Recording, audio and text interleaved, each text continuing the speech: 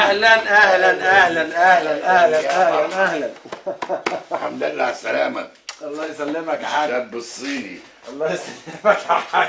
نورت الدنيا والله، مصر نورت كلها. نورك يا حاج والله، انت ليك وحشه. اهلا يا حبيبي، انت اكتر، اتفضل اقعد. ايه رايك بقى في المقلب السخن اللي عملته لك في جاد؟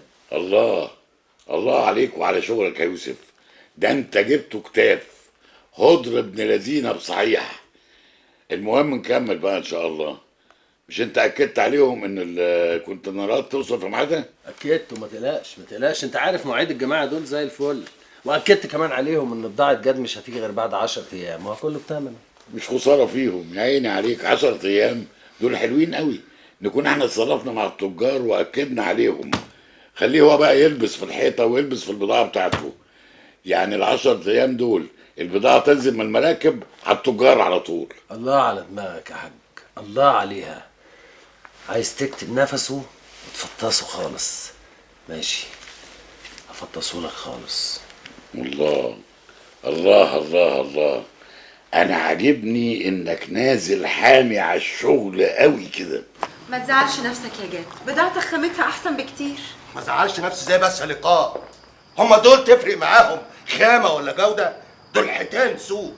وكفاية الواد يوسف ابنه طالع أخبث منه. قولي، هو انتوا مش ساعات بتسهروا مع تجار الموسكي والتوفيقية اصحابكوا دول؟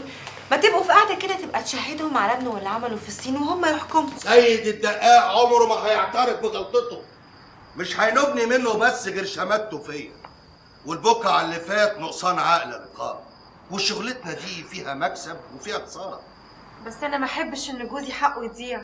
مش جادي المنياوي اللي يسيب حقه، ولا حق ابويا اللي مات من زمان في قفص المحكمة قدام عينيا. كان كاتب شيكات على نفسه وسيد الدقاق طالبه بيها. مش هسيبك يا سيد الدقاق. هو ده بالظبط. ناوي على ايه بقى؟ اقرب فرصة هرضها له الطقطقين. يا اخي سيبك بقى من سيد ده وخلينا في المهم. جبت لي الحاجات اللي قلت لك عليها؟ ودي عايزة كلام؟ ده انا اول ما رجلي نزلت الصين ما افتكرتش اي حاجة الا الحاجات اللي انت طالباها مني، وبعدين اشتريت البضاعة. المهم انا ما وحشتكيش. المهم اكون انا اللي وحشتك. وحشتيني؟ انت بتقولي ايه يا لقاء؟ ده انا كنت عاوز اجيلك من الصين جري. اسمع، طيب انا جبت شويه بضاعه ليا في السكرات، ماشي؟ ماشي يا باشا. البضاعه دي اول ما تيجي تطرحها على العيد اللي على المخزن الصغير. نسبتك محفوظه. ما تعلمش منك يا باشا.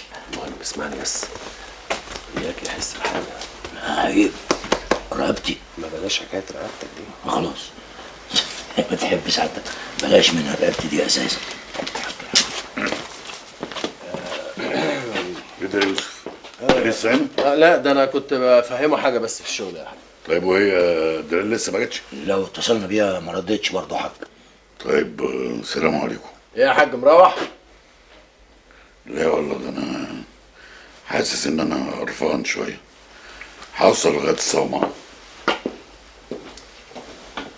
والحاج ماله يا برنس؟ برنس، خليك في شغلك خليك في شغلك.